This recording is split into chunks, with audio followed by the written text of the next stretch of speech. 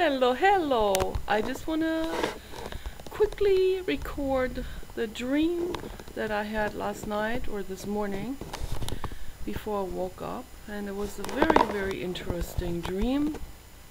It reflects my struggle and my conversations that I have with people and my observations that I have with fundamentalists. And there's a lot of those out there, and they don't question anything.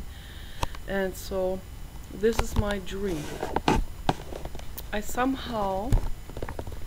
was in the middle of a crowd of people who were average rural type of people of different ages. And there was this one lady, she was sad, and I was feeling sorry for her, and I don't know, she was like my age, and she was not doing well in her life, and she wanted to go to this church, and she just wanted me to go with her, and I went with her. This would never happen in real life, but this was my dream.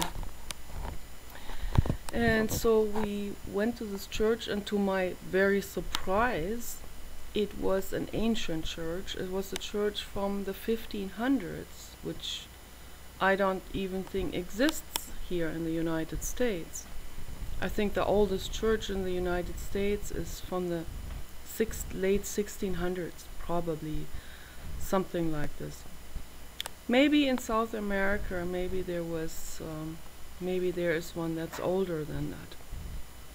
I don't know. When the very first explorers came to the Americas, they may have established a few churches, very simple ones, chapels or little cathedrals, Cistercian chapels or something. But anyway, this church that this lady took me to in this dream, and there was a crowd of other people,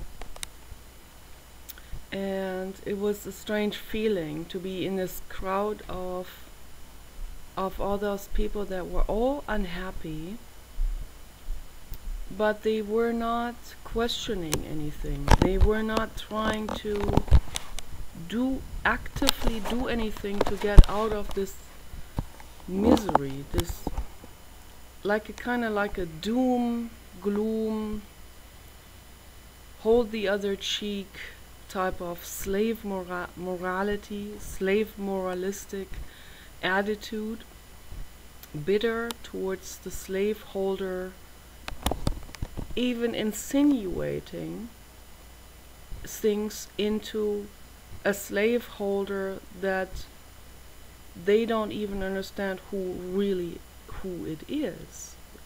So I'll get to that later. So she took me to this church, and I think she was also an alcoholic, trying to hide it from other people.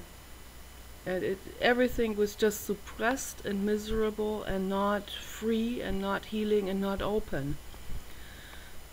So, but then I saw, to my surprise, this church from like 1530 or something, and it had these old numbers carved into a very large wood beam, like an 8x8 wood beam.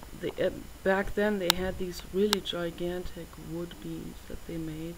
They basically carved out of a log, and it was kind of like a Fachwerkhaus type of old church, the way they built buildings in the 1500s with these really big logs.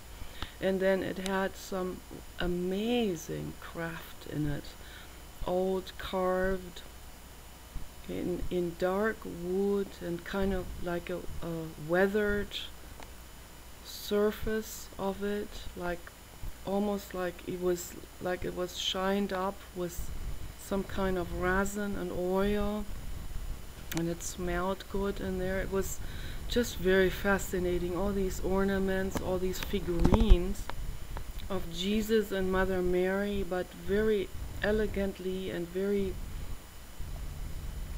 very artistically made. Just wonderful. I've seen old churches. That's why I know. I grew up in Germany, so I've been around Europe. I have seen very, very old, amazing cathedrals, large cathedrals too.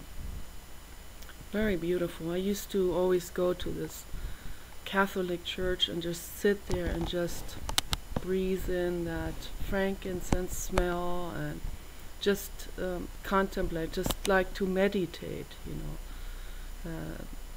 What they were talking about there was gibberish to me. I didn't understand any of it. Didn't make any sense. So never did. I also went to a school, Waldorf school, where they talked about Bible and stories and old sagas, and none of that made any sense to me. It had no logic in it. It had no relation to my life at all. It was just, those were just fabricated stories from a long time ago that had been altered again and again, and it had been interpreted in different forms and different ways by different people, and reinterpreted and reinterpreted. And people put their own lifestyle into it, their own understandings of how the world worked. And so none of this has any relevance to this day that we are living in now. And for me as a child, it was already difficult for me to understand the adult world and these neurotic causalities and interactions that were going on around me. I had absolutely no access to it and no understanding. There was no logic for me. The only logic was when somebody was really gentle with me and wanted to interact with me, like Annalise in the child therapy.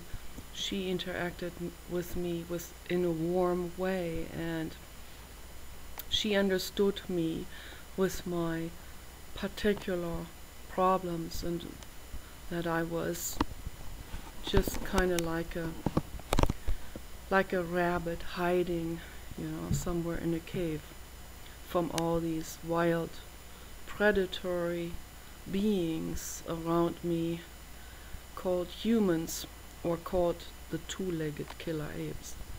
So anyway, we were sitting in this old church in my dream, and I was looking at everything, and there was the stage was like on an elevation, like where the organist sits and plays the organ, but there was no organ at all. There was just this dusty, empty stage, kind of like a balcony, balustrade type of thing. Like it was very close to the ceiling. It was very, very high church building, but like right underneath the ceiling was this plateau that had this railing around, and right in there stood a few people, and they were doing some theatrical performances. One person was doing something with fire, and I thought that was very dangerous. And then there was this loud explosion and a laughing, and then they were somehow somebody was extinguishing this fire and said, "I got you, Satan, under control." Something like this. I've never seen anything like this. It was just my mind making this up, interpreting, thinking this is kind of like how they always did how they interpreted what's going on in the world, that there is this the good versus bad, this dichotomy of things, this dualism, this making people, also putting people always kind of like drilling it in, like here is the bad, here's the good, the bad makes fire, the good extinguishes the fire, and then everything is good, kind of like in a fairy tale, you know, the hero slays the monster and so on. And it's a very simplistic and a very naive way of looking at things, and particularly if those kind of stories get drilled into children over and over and over, it's very dangerous. And I happen to, as I already said, I went to the Waldorf school, and they had these yearly performances in the aula, and it's a large auditorium. And it was originally designed by Rudolf Steiner, and he meant well. He wanted to integrate Christianity back into the splitting off from religion, which was in the late 1800s when people started to split off from Christianity, and with Charles Darwin, and they began to look at things in a new way. And Rudolf Steiner, somehow he thought this needed to be mended again, and it was a terrible idea. I think if he looked back on it today, he would understand, and he would recognize this, because he was more advanced, so he would not take things literally. He would not be naive and let himself be drilled into such a dualistic worldview.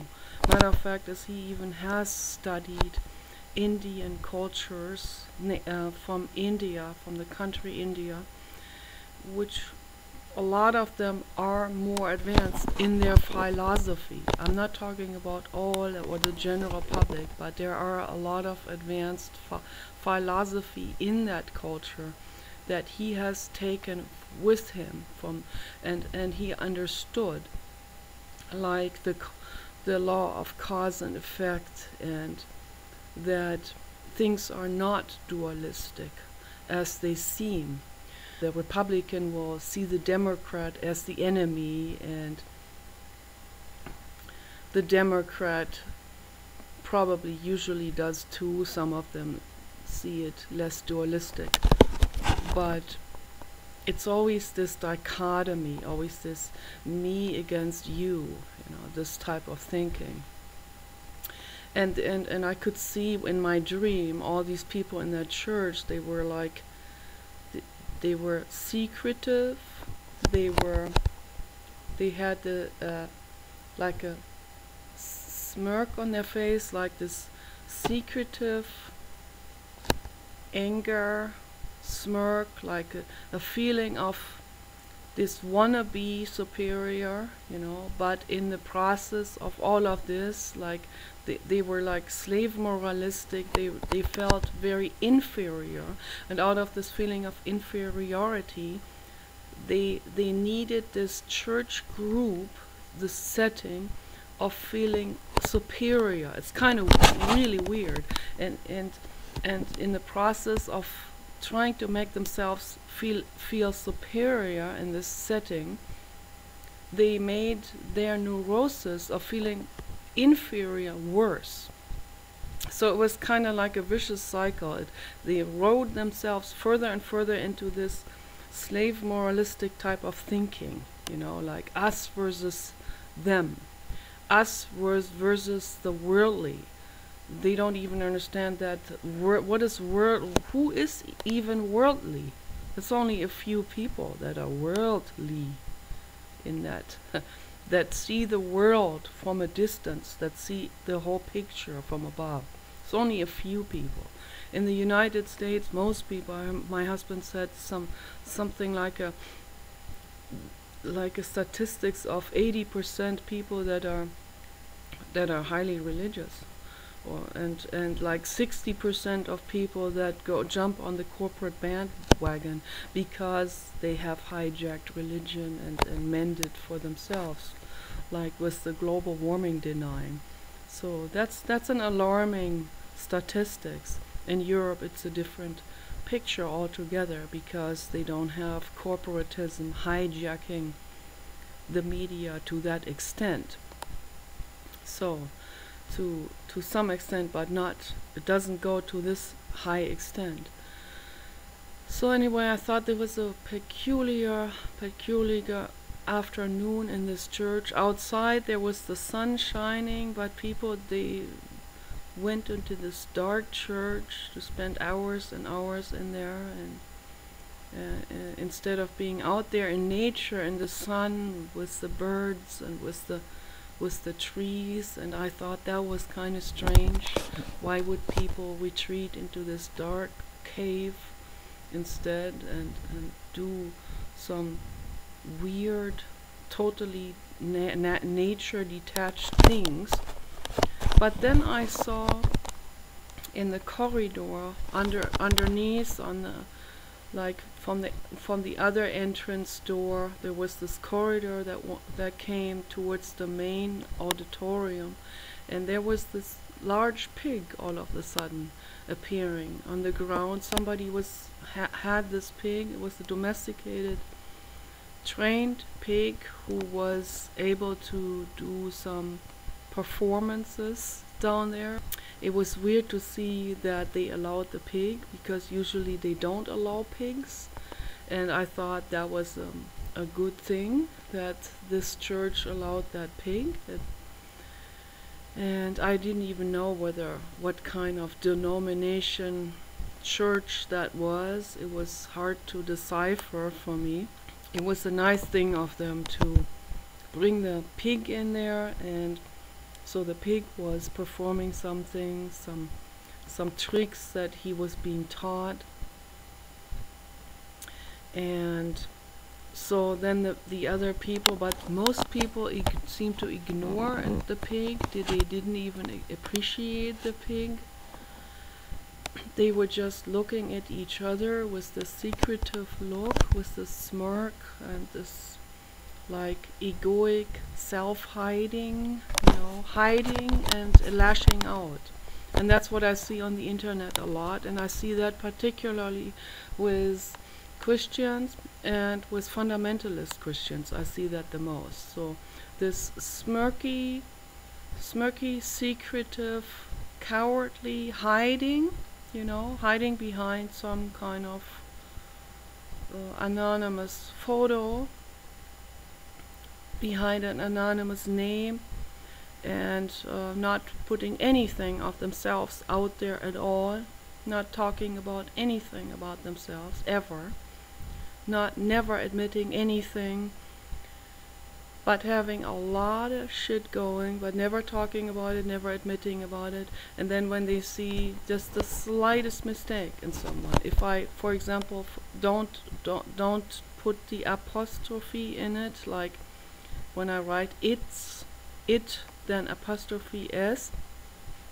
If I forget that sometimes, they will come after me with a vengeance. So if I just do the slightest mistake, they'll come after me. Or if I just have this, if something in my face doesn't fit into the society norm, like if my eyebrows are not plucked, I'm immediately called a tranny.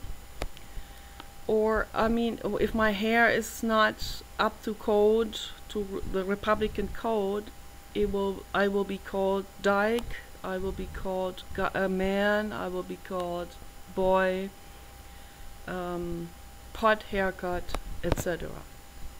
So it's always, I have to be like, you have to be perfectly cookie cutter matched. You have to basically have 10 fashion magazines on your desk, and you have to make sure you model yourself after that, and don't forget a thing to put into it, and spend 10 hours in front of the mirror. Okay, folks, I don't have 10 hours in front of the mirror.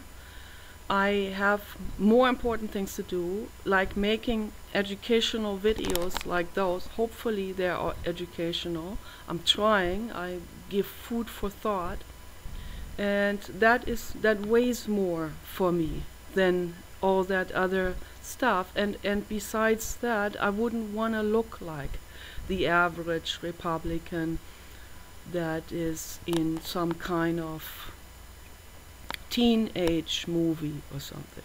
The average teenage movie looks, this is how you're supposed to look like, or you're gonna be shunned by society. Okay, I don't play that game. I'd rather be shunned than play that game. Okay, yeah, it hurts to be shunned. I have feelings too. Okay, like, hello, I'm not a god. But I'd rather cry and be shunned and go through the hard route than bend myself to those society's needs and demands. And I'm asking other people not to bend to society's needs either.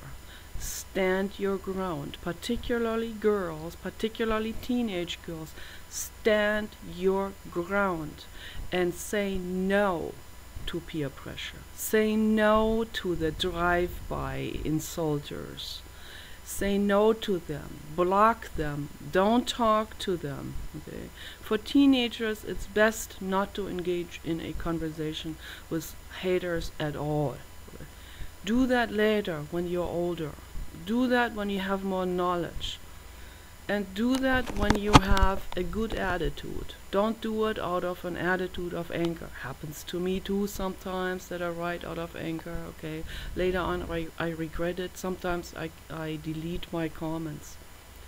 But I usually write out of the attitude of giving food for thought, of giving. So I'm giving because I care. I care about life on earth. Not just human life. All life.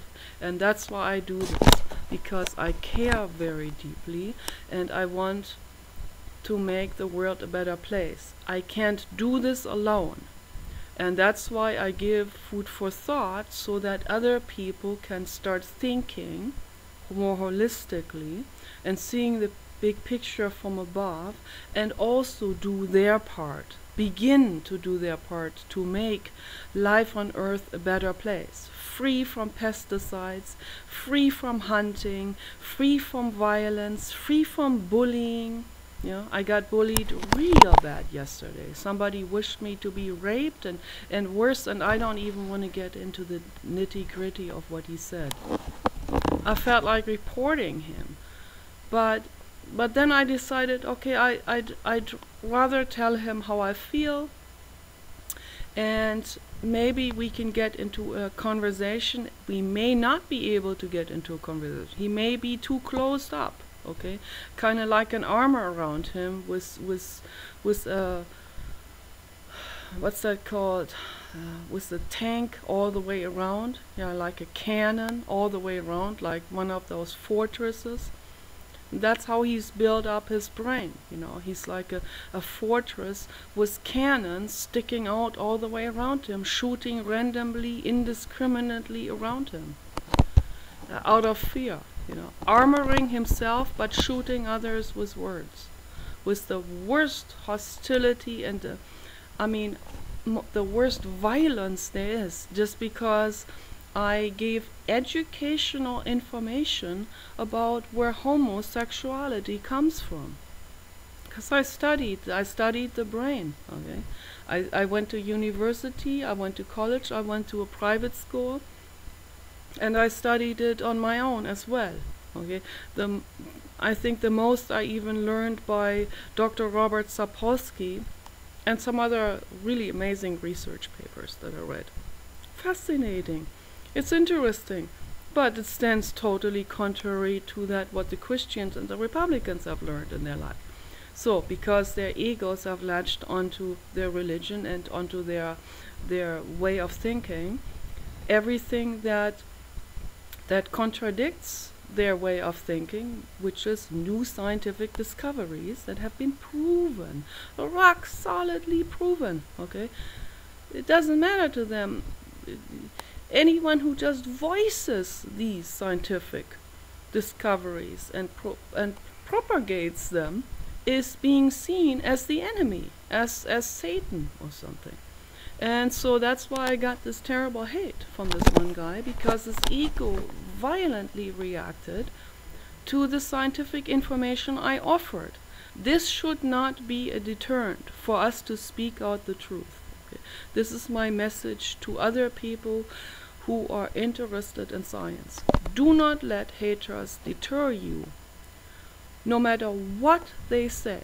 Okay? Do not let them deter you from speaking out the truth. Okay? That homosexuality, for example, is one of the many volatile subjects. Homosexuality is not a choice.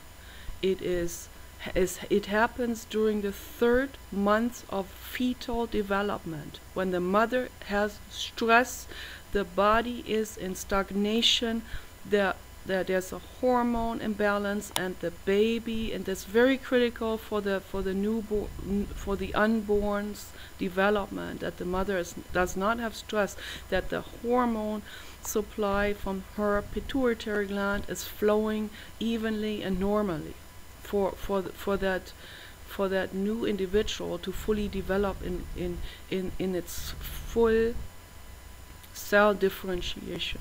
Okay, so when something gets stagnated, like stress, okay, hormone imbalance, then during the 3rd month of gestational development, the gender is not fully developed, either female or male. It's not, it will be stuck somewhere in between. It can cause anything in any kind of intensity. It can cause that person to be gay, which is a mild form. It can cause that person to be transgender. That means the brain is different from the body. Okay, so male brain, female body, female brain, male body. Okay, this happens. Then these people later on, they have to have a sex change operation. This is hard enough for these people already. Okay, then we have religion giving them an incredibly hard time. Many of these people commit suicide because of it. We can fix this situation right now by people becoming educated on the root causes for transgenderism, homosexuality, or hermaphroditism, or whatever, all these different types of forms that can happen during fetal developmental stagnation. Okay, and this will never get caught up later on. It will never catch up and grow later on. If it's stuck in some level, it will stay that way, and then hopefully the other areas in the brain will get developed. What's even worse is when I think that's later, that's like the 7th month of gestation, I'm not sure. But when something goes wrong at another stage in fetal development, then if there's a developmental stagnation in the brain where the compassion center doesn't get fully developed, then we're dealing with a psychopath in the making. And unfortunately, we have a lot of those on this planet right now, a staggering number of those. And that also has to do, and again, it's like what this guy said, we demand change now. It's a guy on YouTube I talked to. I had some very interesting and good comment exchanges, and I understand 100% where he's coming from. When he says we are pretty much deterministic. You know, if you follow the lectures of Dr. Robert Sapolsky and other neuroscientists, we will see that people are the brain they are. Okay, they cannot leap out of, not too much leap out of that brain formation that they have at that current stage. So somebody who doesn't have a compassion center is likely to turn to religion to tell him, to give him some sort of right or wrong. Because if somebody doesn't have the compassion center developed naturally, they don't know what's right or wrong. They're totally in the dust, you know. And somebody who has a strong compassion center certainly doesn't need religion or any kind of morality from outside to tell him what to do or how to live their lives, because they will discern things on them by themselves. They don't need anything. They don't need any education on that. Like Paul Watson, for example, who has an exceptionally strong and powerful compassion center in the brain. One of the biggest, maybe the biggest on earth. Okay? And because of that, he stands completely on his own. He doesn't need to have anybody tell him what is good and what is bad. He sees it very clearly. He saw it from day one in his life. Okay? And again, we are pretty much deterministic in our outcome, and that makes it so difficult for us later on to see, to be able to understand those people who have a compassion center and who do not need religion and who do not have an ego because of that so developed that they need to cling to this religion or this particular group that they are part of. So that therefore they don't need to take offense if somebody does offend or say something about, let's say, that the country they grew up in. I'm from Germany, for example. I have absolutely no identification with that country whatsoever, or the country I'm living in right now, which is the United States. It wouldn't matter where I lived or who I hung out with. I would not identify myself with that setting. I identify myself with me, Nicola. That's who I am. I happen to be me. But I don't need to identify myself by my recliner chair or by my nation or by my skin color or by my group of people that I hang out with or by the university I go to. You know, that would be laughable. It is childish to do this. And that's why I make these videos, to get this point across, at least try to get this point across to those people who don't already know. You know, the people that already understand me, they don't need to be given this food for thought. They already find this food for thought by themselves, okay, anywhere. There's so much out there to read and learn, and so many great people.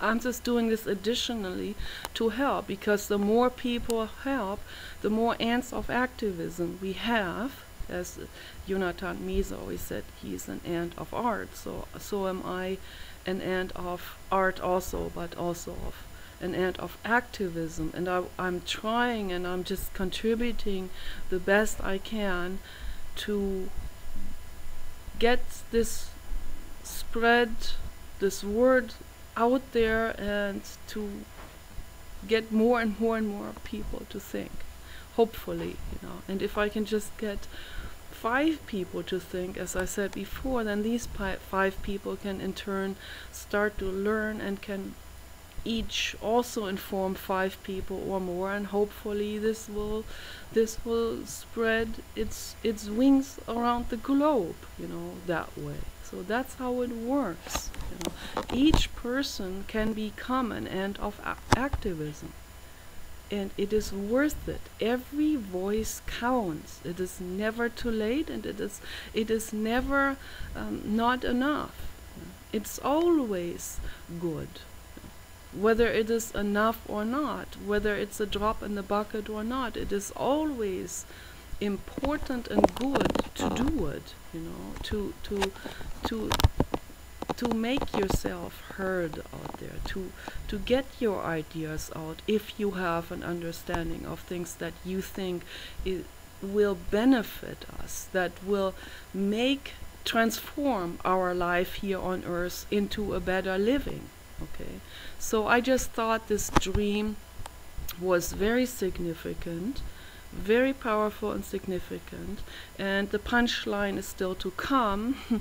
So as the afternoon progressed, outside the sun that was starting to set, becoming orange, inside that cave church with those dark ornaments and figurines, and the pig, the beautiful pig there. It was such a beautiful pig to see, and I wanted to pet that pig, and and then, but we were sitting way in the back, and there was all these people depressed, but they were like putting up an act of happiness which was totally contrived and artificial. And then it was time to go, and people were starting to leave. They put their jackets on, and so finally I was standing there with that same lady, and I wanted to help her so much. So I finally said to her, she was so depressed, letting her head hang. And first she had her arm in my arm for a while.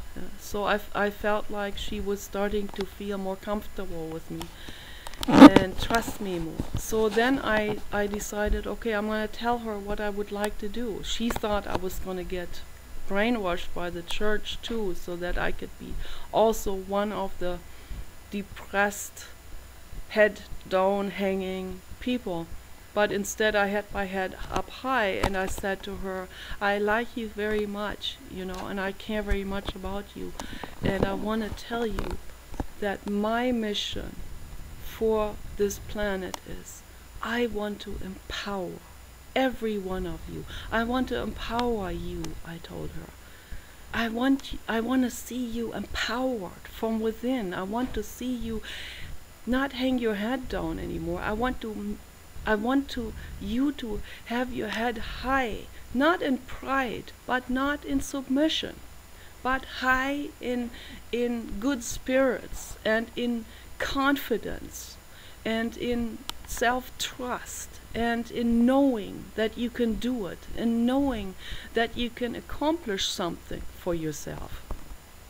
And as soon as I said these words, she looked at me with the most alienated, distant, cold stare I have ever seen.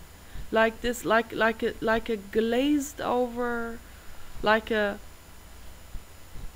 totally detached look, like the look of a stranger who, it's like a combination of fear and disgust and boredom. Some kind of look like this, like where there's no more connection between her and me at all. And so with this cold, frozen body and stare, she slowly walked away from me, and I never saw her again. And that was, then we walked out of there, and I was walking next to strangers down a sidewalk, and many people walking out of the church, and I was walking next to those people, and I felt like I had no connection, not even to this one person. Not even this one person understood what I wanted to do, what I was trying to say. And that was the end of the dream, and I thought it was a very significant dream, a very sad dream. And so the only loving and warm and connected individual in that church was that pig, that pink piggy, who was pleasing the people who trained him or her, and who wanted to give infinite love to those people. But instead of understanding the message from the pig, the infinite love, the infinite pink bubble, these people just snickered and laughed about the pig, kind of like, haha, here is the pig and we are so much better, in that way. The childish type of thing, like children when they laugh about a clown falling over his own shoes, the clown and the pig, we can laugh about. We can say, there, dualism again. There we can laugh about you pawns, you clowns, you pigs, but we are better, so that we can somehow artificially lift ourselves up to a higher imaginary platform. But it is only in our heads. It's not reality. Okay? In reality, people are unempowered. They think really low of themselves. And that's why they have the need to find a scapegoat, a clown, a pig, or a liberal, as they call them, so that they can look down on these people and imagine to be elevated. But it's a lie. It's a deception. You are not above the pig or the dog or the horse or any person who you choose to look down on, whoever that is. You are not above them. Okay? And we need to understand that what matters is pure love, and pure love goes beyond species always. The animals, they know love much more. They're way more connected to infinity and love and purity, pureness, the pure heart. The pure heart doesn't hide anything. The pure heart is not a sneaky little violent drive-by shooter or drive-by commenter. The pure heart is someone who lays her cards on the table and says, this is my life, this is how I feel, this is how you made me feel, and maybe we can talk about it, and maybe we can come to peace with one another. So this is my wish for all of you, that you maybe take this into account, what I said, and think a little bit about your lives and question more and strive towards pure love, pureness, kindness, and giving and altruism. Take care.